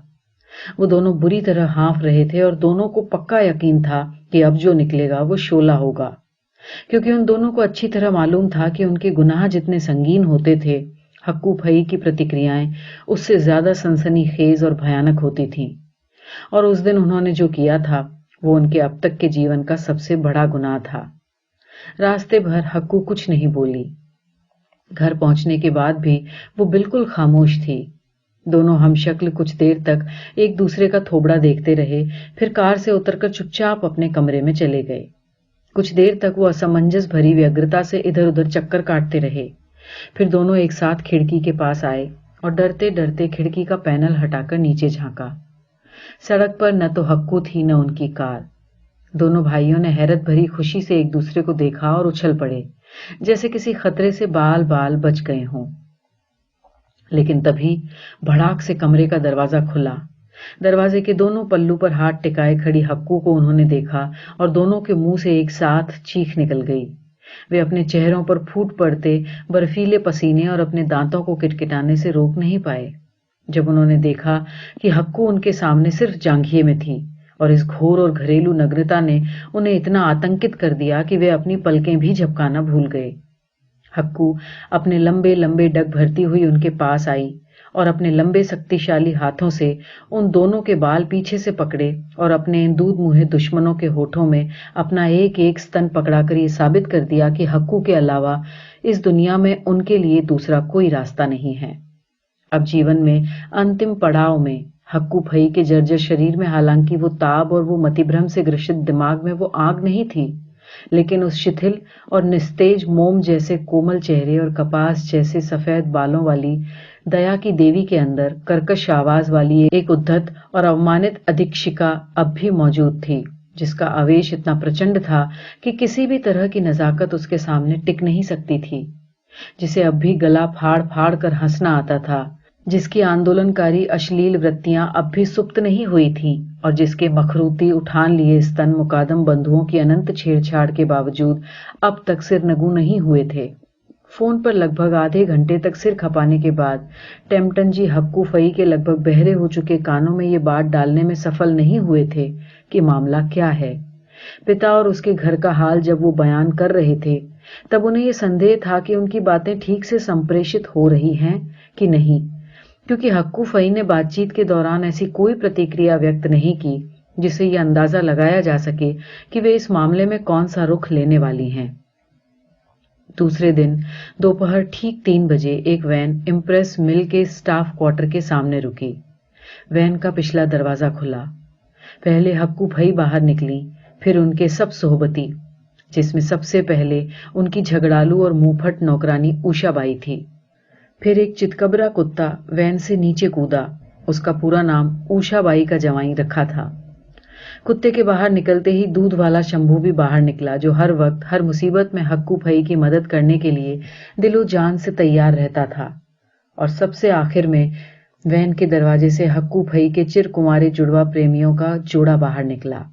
अपने इन पालतू प्रेमियों को वो हर सफर में अपने साथ रखती थी ताकि वे उनकी गैर हाजिरी का फायदा न उठा सकें। जब हक्कू फई का पूरा अभियान दल बाहर आ गया तब वैन की डिक्की खोली गई और टेम्पटन जी दिल थाम कर उन हौलनाक चीजों को बाहर आते आते देखते रहे। सबसे पहले फावड़ा, बेलचा, लोहे का नुकीला पंजा, बड़ी बड़ी कैंचियां और दराती बाहर आई। फिर गेंडे की खाल से बना सूटकेस, फिर 200 साल पुरानी लकड़ी की छड़ी, गमबूट, कैनवस की हैट और वो फोल्डिंग साइकिल जिसे वो नानी की याद में हर साल सुर्ख सफेद रंगों से पेंट करवाती थी। सबसे अंत में जो चीज बाहर आई उसे देखकर टेम्पटन जी सहम गए। लोहे की वो बेड़ियां जो उनके खानदान की वंशावली की सदियों से हमसफर थी और जिसका इस्तेमाल पागलपन के आनुवांशिक रोग से अभिशप्त उस खानदान के उत्तप्त, अधीर और उतने ही विध्वंसक दौरों पर काबू रखने के लिए कई बार किया जा चुका था। वैन जैसे ही रुखसत हुई, हक्कू फई ने अपने दोनों हाथों की 2-2 अंगुलियों को अपने पोपले मुंह में तालू के नीचे फंसाया और उसी समय एक भयंकर गूंजती हुई सीटी और प्रबल फुफकारते श्वासोच्छ्वास ने इम्प्रेस मिल के भग्नावशेषों को हिला डाला। फिर अभियान दल के सभी सदस्यों ने पोजीशन ली और रोमिंगटन दस्तूर के घर पर धावा बोल दिया। उषाबाई ने दराती के एक ही वार से लोहे के गेट से उलझी बेगुनिया की सूखी झाड़ियों को काट फेंका। शंभू की लंबी कैंची खच खच की आवाज करती हुई आंगन के सूखे डंटलों पर झपट पड़ी। फिर बारी आई बरामदे में फैली खरपतवारों की और उसके बाद उन ढीठ उज्जड़ बेशरम झाड़ियों की जो खिड़कियों के रास्ते सीधा घर में घुस आई थी। उन झाड़ियों से निपटने के लिए सिर्फ कैंची काफी नहीं थी। शंभू ने ऊपरी डंठलों को काटने के बाद फावड़ा हाथ में लिया और सीधा जड़ों पर हमला कर दिया। जड़ें जैसे ही जमीन से बाहर आईं, जमीन के अंदर के गुप्त तहखानों से चींटियों और कीड़े मकोड़ों की फौज उभर पड़ी। यह हमला इतना अप्रत्याशित था कि कुछ देर के लिए सब हड़बड़ा गए। लेकिन हक्कू भई के जांबाज आशिक ठीक समय पर सामने आए और कीटनाशक दवाइयों का स्प्रे लेकर उन्होंने मोर्चा संभाल लिया। इस अफरा तफरी और हड़बोंग को जवाई बड़े हैरान कुन अंदाज से देख रहा था। उसके कान लगभग आधे घंटे से खड़े के खड़े थे। वो भौंकना और किकियाना तो दूर, पूंछ हिलाना भी भूल गया था। वो चौकन्नी आंखों से इन अबूझ मानवीय क्रियाकलापों को देखते हुए अपनी भागीदारी सुनिश्चित कर रहा था। आखिर जब उसे कुछ समझ नहीं आया तो कीड़ों की फौज के ऊपर अकारण वो धमाचौकड़ी मचाने लगा। इस बेवकूफाना हरकत से कीड़ों की पंक्तिबद्ध सेना बिखर गई और भगदड़ का नतीजा ये हुआ कि कुछ कीड़े कुचल गए, कुछ उसकी टांगों पर चढ़ गए और कुछ मुकादम बंधुओं के पाजामे में प्रवेश कर गए। टेस्टर मुकादम की जांग पर जैसे ही कीड़े ने एक डंक मारा, उसने झल्ला कर स्प्रे का पंप जवाई के मुंह पर दे मारा। उधर घर के अंदर ऊषाबाई लंबे डंडे वाले झाड़ू हाथ में लिए इधर से उधर चक्कर काटती हुई मकड़ जालों पर हाथ आजमा रही थी। उसने जैसे ही अपने जवाई का करुण आर्तनाद सुना, तुरंत झाड़ू फेंक कर खिड़की की तरफ लपकी। जैसे ही उसने आंगन में झांका, उसका मुंह खुला का खुला रह गया। टेस्टर मुकादम और हरजी मुकादम अपने पाजामे उतारकर नंगे नाच रहे थे और कीड़ों से बचाव के लिए शंभू उनके ऊपर बारी बारी से कीटनाशक का छिड़काव कर रहा था। इन बाहरी बखेड़ों से बेखबर हक्कू भई गुसल खाने की काई लगी दीवारों और खुरदरी रेशेदार परतों से काले पड़े हुए हम्माम और महीनों पुरानी सूखी टट्टी से जाम हो चुके कमोड पर पूरी ताकत से ब्रश फेरती हुई पता नहीं कौन सी भाषा में बड़बड़ा रही थी। उनकी जोरदार मर्दाना गालियों का असर इतना तेज था कि वर्षों से जंग खाई नल की टोंटी अपने आप खुल गई। दीवारों से काई तो काई, उसके साथ पलस्तर भी उधड़ गया और मैल की परतें एक पल में ऐसे गायब हो गईं कि जैसे उनका कोई अस्तित्व कभी था ही नहीं। नहाने का तांबे का लोटा अपने आप चमचमा उठा। यहां तक कि नल से आने वाली पानी में भी जून की भयानक तपिश के बावजूद शीतलता आ गई और पूरा गुसलखाना डर के मारे ऐसे महकने लगा जैसे इत्र सुवासित जल से उसे नहला दिया गया हो। गुसल खाने की बेहुदगियों को बहुत सख्ती से रगड़ने के बाद हक्कू फई ने तेजगाम कदमों से रसोई घर का रुख लिया और अगले ही पल वर्षों से शांत पड़े बर्तनों के बीच कोहराम मच गया। पसीने से तरबतर और गुस्से से फनफनाती उस 82 साल बुढ़िया ने एक एक चम्मच की खबर ली और गैस के चूल्हे को इतनी ऊंची आवाज में फटकारा कि आटे के कनस्तर में छुपे कॉकरोच भी डर के मारे भाग निकले। सबसे ज्यादा मार रेफ्रिजरेटर को पड़ी। उसके अंदर बजबजाती जैम और सॉस की शीशियों को कीड़ों मकोड़ों समेत नान में डुबोकर मार डाला गया। फफूंद और काई से लिपटे जालीदार शेल्फ को बाहर निकालकर पटक पटक कर पीटा गया और फिर चूल्हे के नीचे की चबूतर नुमा अलमारी की बारी आई, जहां कॉकरोचों और चूहों का एक छत्र राज्य था। वहां पड़ी हुई चीजें एक दूसरे से कहीं ज्यादा उलझी हुई थीं, लेकिन हक्कू भई ने व्यर्थ की बारीकियों और एहतियातों से काम की गति को धीमा करने के बजाय उस अंगड़ खंगड़ को पूरा ही उलट दिया और किसी भी तरह की टूट फूट की परवाह किए बगैर अपने काम में लगी रहीं। कुछ देर ही में उसने रोजमर्रा की जरूरी चीजों का पूरा एक नया संसार रच डाला। इस बीच तो अलग अलग कमरों में भी छिटपुट कार्यवाहियां जारी थी। फर्श की फटी हुई दरारों से घास उखाड़कर उसमें सीमेंट भर दी गई। खिड़की के अड़ियल पैनलों के जंग खाए कब्जों से जंग छुड़ा दी गई। दरवाजे को ठोक ठोक कर ठीक कर दिया गया। दीमक की चबाई ताक पट्टियों पर वार्निश चढ़ा दी गई। होल्डरों से पुराना फ्यूज्ड बल्ब निकालकर नए बल्ब लगा दिए गए। पूजा की वेदी में धूल धक्कड़ से अटे पैगंबरों को पहुंच पांच कर वापस चमका दिया गया। इन सब गतिविधियों को रोमिंगटन दस्तूर अपनी लमटंगी कुर्सी में पड़े पड़े देखते रहे। वे चाहते तो भी कुछ नहीं कर सकते थे, क्योंकि उनके दोनों हाथ कुर्सी के हत्थों के साथ उस जंजीर से जकड़ दिए गए थे जिसका इस्तेमाल उनके ऊपर पहले भी 2 बार हो चुका था। एक बार तब जब उन्होंने अपनी मां की देह को टावर ऑफ साइलेंस में देखा था, और दूसरी बार तब जब उनकी पत्नी ने कैंसर की बीमारी से त्रस्त होकर अपना स्तन कटवा लिया था। अब वे अपने सामने हो रहे प्रहसन के सिर्फ एक दर्शक थे, लेकिन कोई नहीं जानता था कि उनका ध्यान इस विक्षिप्त सुधार कार्य की तरफ नहीं था, बल्कि वे उस क्रमिक ह्रास को देख रहे थे जो उन्हें पृष्ठभूमि में दिखाई दे रहा था। वे बहुत ध्यान से दीवार पर टंगी तस्वीरों के उस लंबे पैनल को देख रहे थे जिसमें पहली तस्वीर जमशेद जी टाटा की थी और आखिरी रतन टाटा की। उनकी आंखें जमशेद जी टाटा के चेहरे को बहुत आदरपूर्ण भावुकता से देखती रहीं। फिर धीरे धीरे दूसरी तस्वीरों पर फिसलती हुई उनकी नजरें जब आखिरी तस्वीर तक पहुंची, तब उनकी आंखों में उस आर्द्रता और सम्मानपूर्ण नमी का नामो निशान नहीं था, बल्कि उनकी आंखों में थोड़ी खफगी और पेशानी पर हल्की सी शिकन उभर आई।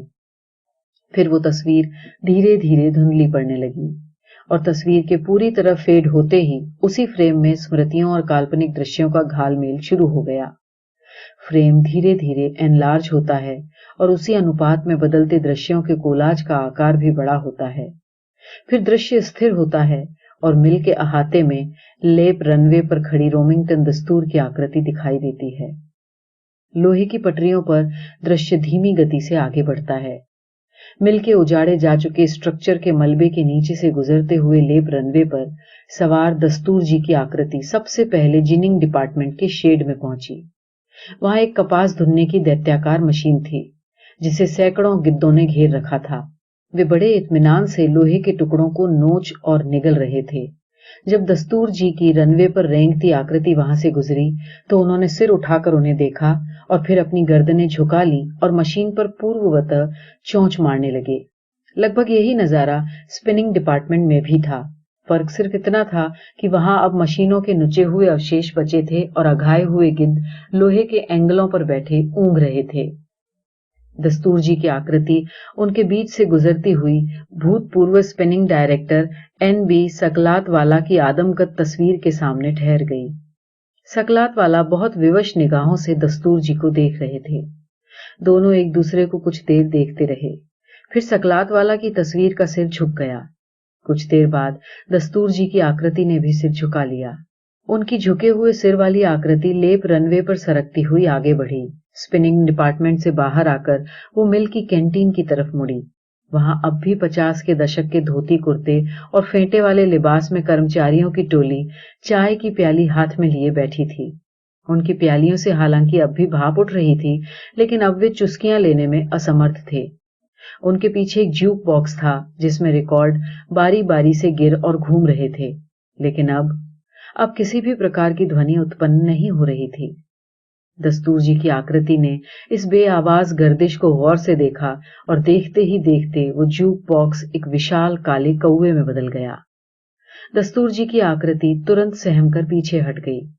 कैंटीन से बाहर निकलने के बाद भी कांव कांव सुनाई देती रही। रास्ते में और भी ऐसे कई पुराने अवशेष थे। उस विशाल उद्यम की उघड़ी हुई लाश पर दस्तूर जी की आकृति तेजी से गुजरती रही। न उसने सर बेजन जी दादाभाई मेहता की कीचड़ के सूखे ढेर में पड़ी तस्वीर को उठाया, न धूप और झुलसती हुई धूल से लिथड़ी जमशेद जी की मूर्ति के सामने सिर झुकाया, न सोहराब जी बेजन जी मेहता की तस्वीर से हाथ ही मिलाया। वे चारों तरफ से झपटते कौवों के विध्वंसकारी कोलाहल से बचते हुए एक इमारत की तरफ बढ़े।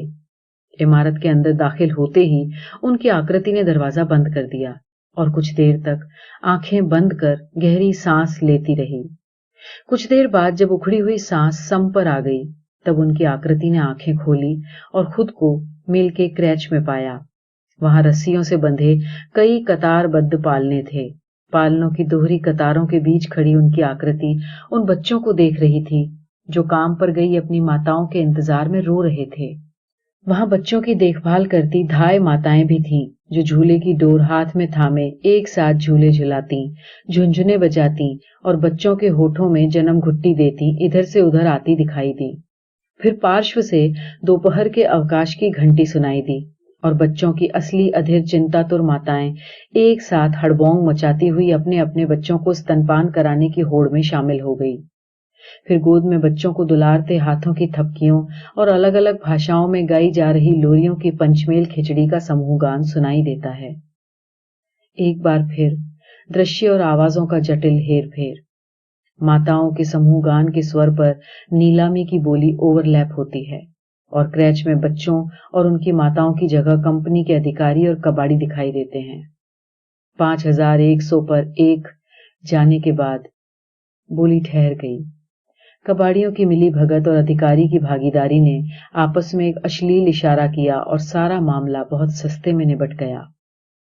फिर एक के बाद एक टीक वुड से बने उन बेशकीमती पालनों को वहां से हटा दिया गया, जिन्हें रोते हुए बच्चों को चुप कराने और सुलाने का 127 साल पुराना अनुभव था।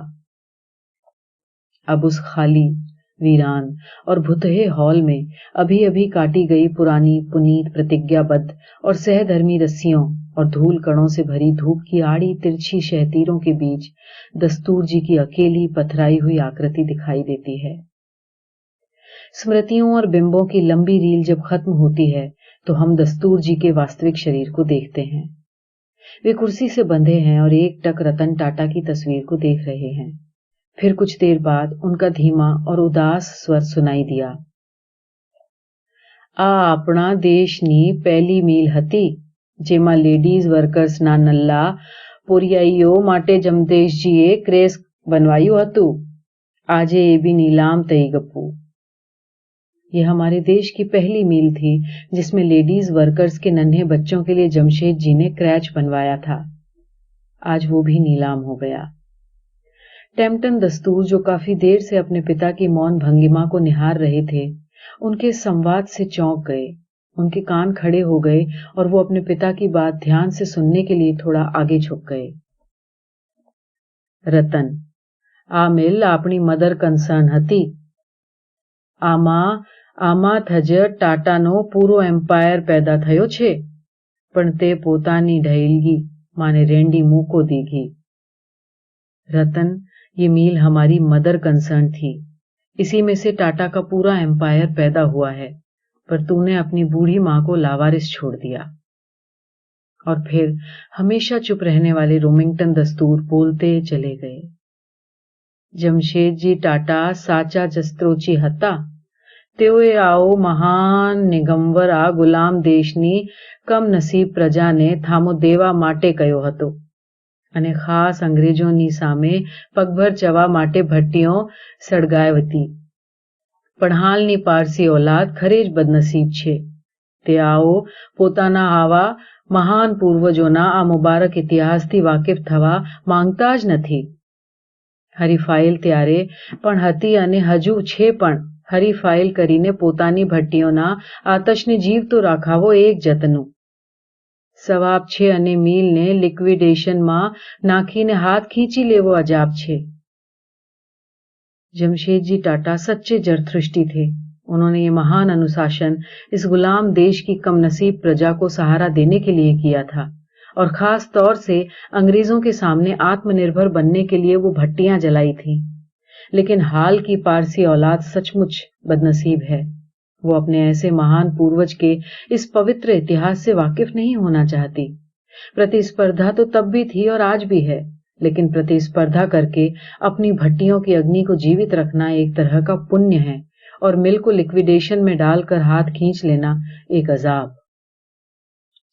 टेम्पटन दस्तूर हालांकि बहुत ध्यान से सुन रहे थे, लेकिन इस मोनोलॉग को समझने के लिए उन्हें फिर से ऐसी ही एकाग्रता की जरूरत महसूस हुई जो बचपन में फूल को खिलते हुए देखने में हुई थी। जैसे पंखुड़ियां एक दूसरे से अलग होकर नया आकार ग्रहण करती हैं, ठीक वैसे ही कारणों की उलझी हुई गुत्थी जब खुलेगी तब एक नया संपूर्ण अर्थ प्रकट होगा। टेम्पटन जी के अंदर फिर लहू की वो एक बूंद गर्दिश करने लगी। उनके शोध कार्य का आखिरी और निर्णायक अध्याय अब शुरू हो गया था। उनके पास कुछ भी जानने समझने के लिए सिर्फ एक रात थी। यही अवसर था जब वो जान सकते थे कि विनाश के इस हुक्मनामे में कौन कौन सी काली ताकतों के हस्ताक्षर हैं और सत्यानाश के इस ढेर के नीचे क्या क्या दबा पड़ा है। कुछ भी जानने के लिए वो एक आखिरी मौका था, क्योंकि कल उनके पिता को वापस ले जाया जाएगा और उन्हें बेरहम डॉक्टरों और बेसुध करने वाले इंजेक्शनों के हवाले कर दिया जाएगा। जब वे अपने पिता की बातों में उलझे थे, उस वक्त घर का सारा साजो सामान पैक किया जा रहा था। हर चीज बड़े इज्जतदार सलीके से और करीने से हॉल के किनारे किनारे रखी जा चुकी थी। टेम्पटन जी का ध्यान हालांकि पूरी तरह अपने पिता की बातों पर था, लेकिन उन्हें ये प्रश्न बार बार परेशान कर रहा था कि जिस घर को कल हमेशा के लिए छोड़ देना है, उस घर की आज इतनी शानदार और जबरदस्त साफ सफाई करने का क्या औचित्य है। हक्कू फई के स्वभाव के इस अबूझ रहस्य और अपने पिता की बातों की पेचीदगियों में वो उलझते गए और आखिर इतने थक गए कि उनकी आंखों के पोपटे भारी और लाल हो गए और फिर अपने आप नींद से बोझिल पलकें बंद हो गईं। एक लंबी झपकी के बाद जब उनकी नींद टूटी तब हल्का उजाला हो चुका था। बाहर चिड़ियों की चहचहाट सुनाई दे रही थी। वे कुछ देर आंखें मलते रहे और फिर एक लंबी जम्हाई लेते हुए गर्दन फेरी और अगले ही पल उनकी सांस जहां की तहां अटक गई। कुर्सी से उनके पिता गायब थे। न सिर्फ वे बल्कि कुर्सी के जिन हत्थों से उन्हें जकड़ा गया था वे हत्थे भी गायब थे। ये एक असंभव अचंभा था। उन हत्थों को जड़ समेत उखाड़ने में जिस असीमित ताकत की जरूरत होती थी वो ताकत उनके पिता की दुबली पतली और जर्जर काया में कहां से आई। वे खड़े हो गए। कुछ देर तक उन्हें कुछ समझ नहीं आया। फिर वे हड़बड़ी में शयन कक्ष की तरफ बढ़े और वहां का दृश्य और भी हतप्रभ कर देने वाला था। हक्कू भई कमर तक निर्वस्त्र तकिए पर पीठ टिकाए लेटी थी और उनके दोनों मेमने अपने अपने हिस्से का एक एक स्तन मुंह में लिए नींद में सोए थे। टेम्पटन दस्तूर के लिए ये दृश्य भी उतना ही औचक था। उन्होंने झट से दरवाजा बंद कर दिया। कुछ देर तक वो सोचते रहे कि अभी अभी जो कुछ उन्होंने देखा था वो नींद की खुमारी का दृश्य भ्रम तो नहीं था। कुछ देर बाद जब उन्हें यकीन हो गया कि उनके होशो हवास दुरुस्त हैं, उन्होंने दरवाजे की कड़ी को खटखटाना शुरू किया और दरवाजा खुलने तक लगातार खटखटाते रहे। गहरी नींद और थकान की खुमारी से उठी हक्कू भई गाउन के ऊपरी बटन बंद करती हुई आई और चेहरे पर नासमझ भरी नाराजगी का भाव लिए जब उनके सामने आई तो टेम्पटन जी ने बिना वक्त गंवाए एक ही सांस में पूरा वाकया बयान कर दिया। हक्कू भई सुस्त कदमों से चलते हुए ड्राइंग रूम में आई। उन्होंने उस कुर्सी की तरफ देखा जिसके हत्थे गायब थे। कुछ देर तक कमर पर दोनों हाथ टिकाए वो चुपचाप खड़ी रहीं। फिर बिना कोई प्रतिक्रिया व्यक्त किए वॉश बेसिन की तरफ चली गईं। चेहरे पर पानी के छींटे मारने के बाद नैपकिन से मुंह पोंछते हुए उन्होंने टेम्पटन को आदेश दिया, मारी साइकिल बारे काट।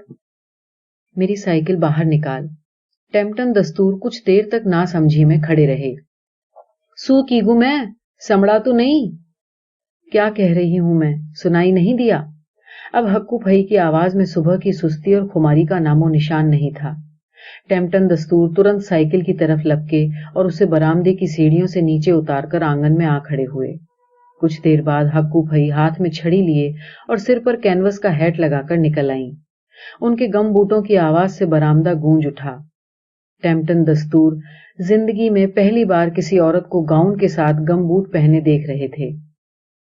उन्होंने दस्तूर के हाथों से साइकिल ली और अपनी लंबी टांग उठाकर सीट पर काबिज हुई और पैडल पर दाएं पैर की पूरी ताकत लगा दी। उनकी 70 साल पुरानी साइकिल बिना चूं चर्र किए हुए सधी हुई रफ्तार में उस रास्ते पर चल पड़ी जिस पर से टेम्पटर दस्तूर मिल के अंदर दाखिल होने में कामयाब हुए थे। हक्कू भई के जाने के बाद टेम्पटन दस्तूर ने एक एक करके सबको नींद से जगाया। वे सब सुबह की जरूरी क्रियाएं निपटाकर तैयार हुए और मिल की तरफ निकल पड़े। जब वे दीवार के छेद में अंदर घुसकर मिल के अहाते में दाखिल हुए तो उन्हें दूर तक हक्कू भई की आवाज सुनाई दी। वे ऊंची आवाज में चिल्ला चिल्ला कर अपने भाई को पुकार रही थीं। कुछ देर बाद वे सब भी रोमिंगटन दस्तूर को खोजने के लिए अलग अलग दिशाओं में बिखर गए। सुबह से शाम तक सब इधर उधर भटकते रहे लेकिन वो कहीं नहीं दिखाई दिए। हक्कू भई ने मिल नंबर 1 से लेकर मिल नंबर 5 तक के पूरे यार्ड छान मारे लेकिन कहीं कोई सुराग न मिला। उनके साथ जवाई भी पूरे जोशो खरोश से उस अभियान में जुटा हुआ था लेकिन उसे भी कहीं कोई सफलता नहीं मिली। आखिर सब थक हार कर वापस लौट आए। रात में भोजन के समय सब चुपचाप बैठे रहे।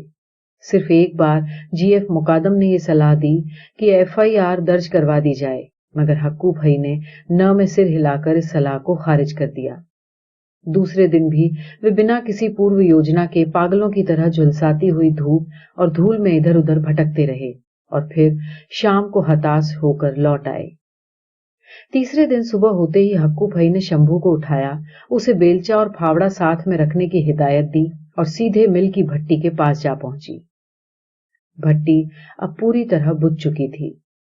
उसमें मिल बंद होने से पहले की टनों राख और मिल बंद होने के बाद आग जलाए रखने की जिद में डाले गए रबर के टुकड़ों और कैनवस की दस्तानों के असंख्य अधजले टुकड़े भरे पड़े थे। कुछ देर बाद उस कचरे और राख को कुरेदने के बाद हक्कू भई को एक चीज दिखाई दी। जिसे देखते ही उनकी आंखें सदमे से फटी रह गईं।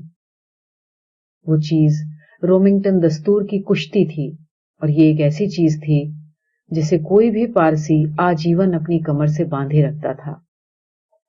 तो क्या रोमिंगटन दस्तूर ने? और इसके आगे हक्कू फई कुछ नहीं सोच पाई। ऊन से बनी हुई उस डोर को हाथ में लिए वे स्तंभित सी खड़ी रहीं। लेकिन कुछ ही देर बाद वे फिर सजग हो गईं। उन्होंने शंभू को आदेश दिया कि वो राख के उस ढेर को हटा दे, लेकिन भट्टी इतनी बड़ी थी कि 10 आदमी भी दिन भर में उसे खाली कर सकने के लिए अपर्याप्त थे। फिर एक के बाद एक सब भट्टी में उतरने लगे। उषाबाई कहीं से एक तसला उठा लाई और मुकादम बंधु बारी बारी से बेलचा लाते हुए राख गड्ढे के बाहर उलीचने लगे। हक्कू फई चुपचाप खड़ी थी। टेम्पटन दस्तूर उड़ती हुई राख और धूल के बीच बेचैनी से इधर उधर चक्कर काटते रहे, और जमाई जोर जोर से भौंकते हुए चिमनी के चारों ओर गोल गोल चक्कर काटता रहा। कभी कभी वो चिमनी के अंदर भी घुस जाता और बड़ी विचित्र आवाज में भौंकने लगता, लेकिन किसी ने उसकी तरफ ध्यान नहीं दिया। सुबह से शाम हो गई, लेकिन राख और कालिक से लिथड़े उन भूतों को आखिर तक ये समझ नहीं आया कि गड्ढा क्यों खुदवाया जा रहा है। आखिर जब वो भट्टी की तह तक पहुंच गए और फावड़े बेलचे ने फायर ब्रिक्स से टकराकर आगे चलने से इनकार कर दिया, तो सब गड्ढे से बाहर आ गए। अब वे सब हक्कू फई के चेहरे को देख रहे थे, और हक्कू फई किसी को नहीं देख रही थी। इतनी खामोशी और इतनी गहन निराशा उनके चेहरे पर पहले कभी नहीं देखी गई थी। उनके शागिर्दों ने एक एक करके अपने औजार डाल दिए, यहां तक कि जवाई ने भी अपनी दुम नीचे लटका दी, और सब चुपचाप गर्दन झुकाकर खड़े हो गए। उस पराजित और हताश वापसी के बाद हक्कू फई ने फिर कभी किसी से कोई बात नहीं की। उन सबके मुंबई लौटने के बाद मिल के भग्नावशेषों के बीच खड़ी उस अकेली और उदास चिमनी के ऊपर कुछ दिनों तक कौवे मंडराते रहे, और फिर सब कुछ शांत हो गया। दस्तूर हाउस में पुरखों की तस्वीरों की लाइन में रोमिंगटन दस्तूर की तस्वीर भी शामिल हो गई। टेम्पटन दस्तूर उस तस्वीर के सामने एक मेज पर बैठे घंटों कुछ न कुछ सोचते रहते हैं, लेकिन अब वो उस फूल के बारे में या अपने पिता के बारे में या अपने समुदाय के बारे में नहीं, इम्प्रेस मिल की खाली करवाई गई जमीन और उस जमीन पर बनने वाली इम्प्रेस सिटी और इम्प्रेस मॉल के बारे में सोचते हैं, जिसके शेयर अभी अभी बाजार में इश्यू किए गए हैं। वे शेयर मार्केट की उन गणनाओं को भी गौर से देखते रहे हैं, जिसके अंक इन दिनों लगातार ऊंचाई की तरफ बढ़ते जा रहे हैं। और एक दिन तेज रफ्तार से बढ़ते हुए सूचकांक ने 10,000 का आंकड़ा पार कर दिया। ठीक उसी दिन, ठीक उसी समय इम्प्रेस मिल की आखिरी निशानी को गिरा दिया गया, और 127 साल पुरानी 100 मीटर ऊंची और 15 मीटर चौड़ी उस ऐतिहासिक चिमनी के मलबे को टाटा हिताची कंपनी के डिस्चार्ज लोडर ने सिर्फ 5 घंटे में हटा दिया। उस वक्त पूरा देश स्टॉक एक्सचेंज की बिल्डिंग और सचिन तेंदुलकर द्वारा बनाए जा रहे विश्व कीर्तिमान को देख रहा था, इसलिए किसी को दिखाई नहीं दिया कि चिमनी के उस मलबे में ईंट और चूने के पलस्तर के साथ मानव शरीर का एक कंकाल भी था। उसकी गर्दन की एक हड्डी लोहे के एक मोटे तार के फंदे में फंसी हुई थी, और हाथ की हड्डियां कुर्सी के हत्थों के साथ जंजीर से जकड़ी हुई थी।